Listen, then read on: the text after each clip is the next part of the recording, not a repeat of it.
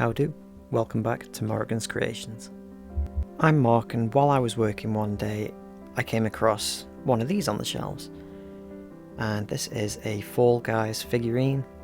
It's from the video game, used to play it.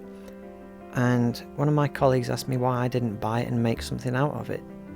So I did. I actually bought two of them, and I'm turning them both into dwarf statues for Dungeons and Dragons. So I decided that I was going to turn this into a video and show just how easy it is to turn simple toys like this into scatter terrain for your newest campaigns. As always, the first steps were prepping the model, so I clipped away the eyes, a little bit that's just hanging over the nose on the helmet, and I also scraped away some of the mould lines. It's a nice soft plastic, so there was no issues with this. I then decided that I actually wanted to use the original base from the figurine, so I snipped off the little tab that you usually stick the guy to, and I want to use this as the top part of the plinth.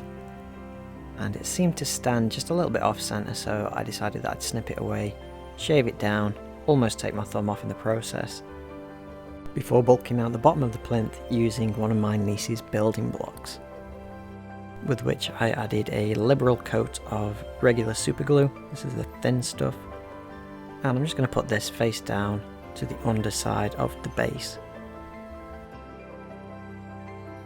Now, because there was some raised writing on the underside of the base, I did have to come in with a little bit of extra super glue before I came in with a little sprinkling of baking powder. And that baking powder is just going to make sure that that super glue sets instantly. To make this guy look a bit more like a fantasy dwarf, I decided that I was going to have to re-sculpt the face. To start that off, I made a little pilot hole using my knife before coming in with my hand drill and a nice big bit. Once again, this plastic is very soft, so this worked out quite easy. Now this is my little bag of balls, and you may notice that I have a few more than the average male. And that's because these are usually used on fingernails, but to me I think they're a bit more use as miniature eyes. Now I did make sure that my balls had a nice snug fit into the pre-made holes before turning my attention to the plinth, to which I just hot glued some foam core to the building block. I chose hot glue because super glue tends to melt foam. Once all the other faces of this block were covered, I then came in with my craft knife once again, and I just trimmed up the edges to make everything sit nice and snug.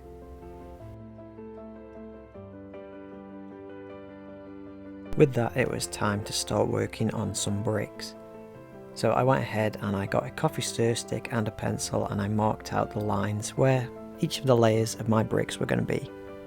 I then scored in some lines with the craft knife before making them a little wider with a ballpoint pen. I did the same on the vertical areas just to separate all those bricks. To make them a little bit more realistic, I came in with a scrunched up bit of tin foil, and I just rolled, poked and prodded all over this just to add a bit of texture, before covering all the exposed foam with a mixture of Mod Podge and black paint. I did water this down a little bit as I was worried about losing some of that detail, but I did come in once again with just a few more layers. Now it's time to tackle the face, and all of it is going to be made using green stuff. If you don't know what green stuff is, it is a two-part epoxy putty that when mixed chemically activates, turns green and begins to harden.